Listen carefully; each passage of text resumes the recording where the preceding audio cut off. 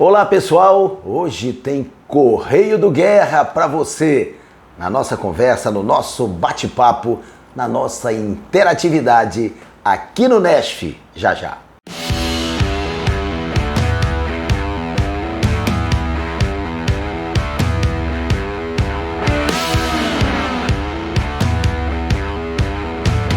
E a primeira pergunta, ou a primeira afirmação é do Júnior Moraes Pegado.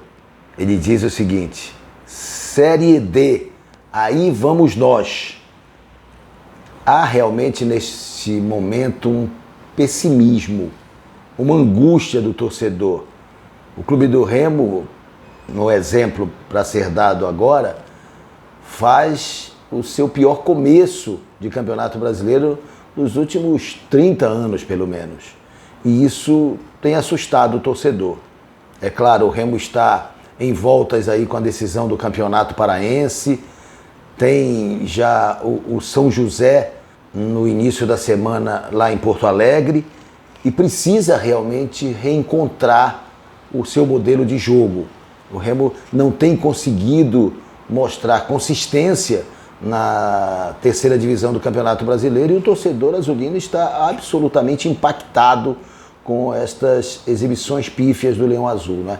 Isso está realmente incomodando, mas vamos acreditar numa reviravolta, num novo momento, e é isso que se espera. O Remo que já liberou o Paulinho Curuá, liberou também o Diego Tavares e vive, de alguma forma, uma reformulação, pelo menos de postura, no seu elenco para esta terceira divisão. O Wagner Rômulo diz: Vinícius não dá mais, pelo amor de Deus. Vamos esperar acontecer o que aconteceu no ano passado? Vinícius tem uma história no Clube do Remo, tem um crédito gigantesco com a camisa azulina, com a bandeira azulina, mas vem sendo contestado como todos os jogadores.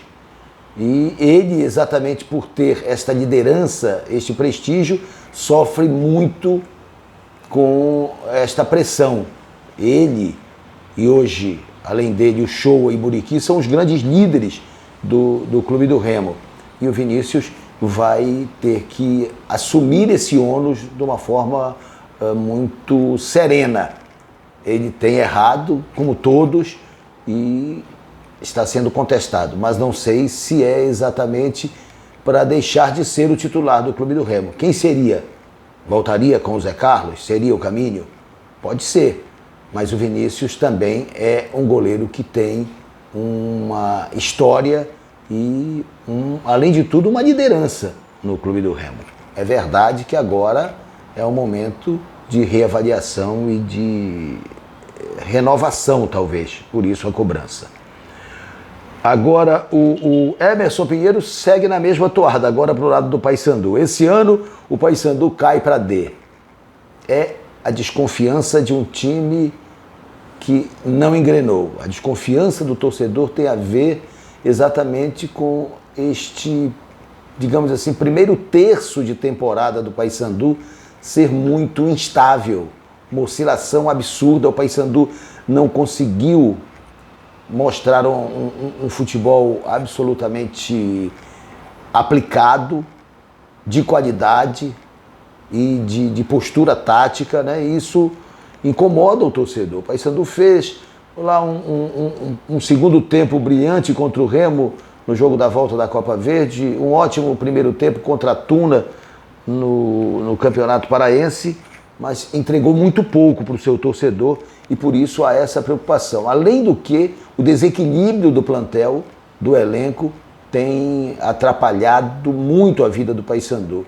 E a mudança continua, a reformulação continua. O Paysandu segue no mercado contratando por atacado e tendo que dispensar. O Paysandu tem aí a Copa Verde, né, em disputa, tem também essa decisão com o Cametá em disputa, porque a tendência é realmente a decisão contra o Cametá ser a maior probabilidade do Paysandu conquistar uma vaga na Copa do Brasil do ano que vem, bem mais do que a Copa Verde, na disputa contra o Goiás.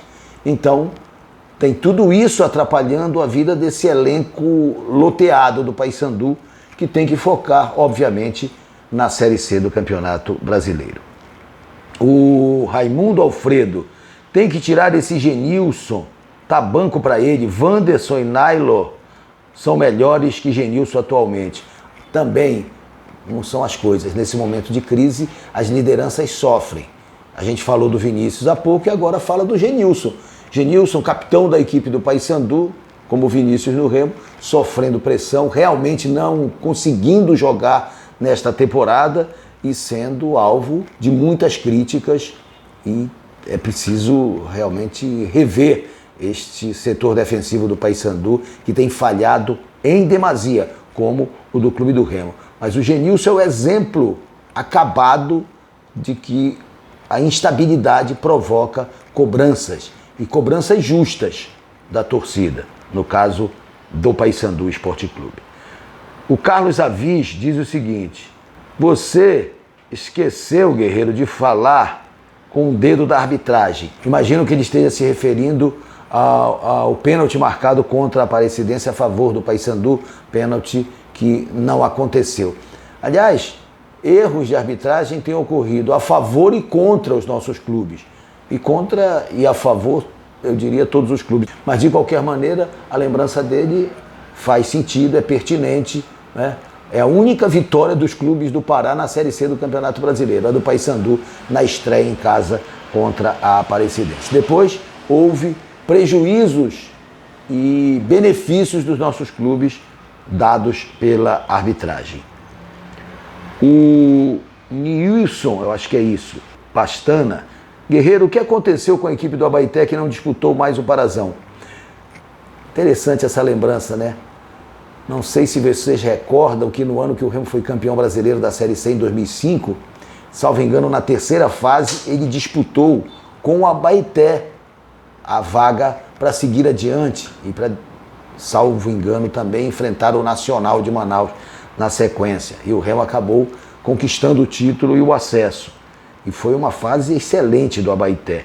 E o Abaeté ainda disputou o Campeonato Paraense até 2012. Em 2013, ele desistiu da disputa do campeonato. Resolveu não disputar, tendo direito. E a partir daí, se tivesse que voltar, voltaria pela segunda divisão, teria que cumprir aquela suspensão quando voltasse pela segunda divisão, mas nunca mais voltou, o que é uma pena.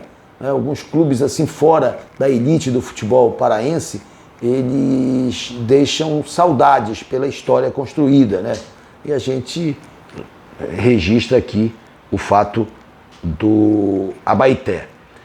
A Ana Albuquerque: Guerreiro, quantos jogadores paraenses tem o Águia de Marabá? Ana, sinceramente eu não sei te afirmar quantos tem no elenco como um todo, mas poderia destacar, por exemplo, no time titular, o Davi Cruz, ou David Cruz, o zagueiro, tem o da Silva e tem o Balão Marabá, jogador experiente, rodado. Seriam assim os três que vem jogando no time titular, mas tem mais, tem o Ícaro, o Adalto, tem o Wendel. Agora, tem muita gente de fora, sem dúvida alguma. No Cametá também tem, então é no Águia, no Cametá e em tantos outros clubes. Enfim, o Águia tem jogadores da cidade, mas tem muitos jogadores de fora. É isso, pessoal. Nosso encontro aqui, nosso bate-papo, nossa interatividade, torcendo pela recuperação do futebol paraense, que no último fim de semana só nos deu alegria com a Tuna Luso brasileira, que venceu o Nacional no Souza. Avante, Pará! Tchau, pessoal!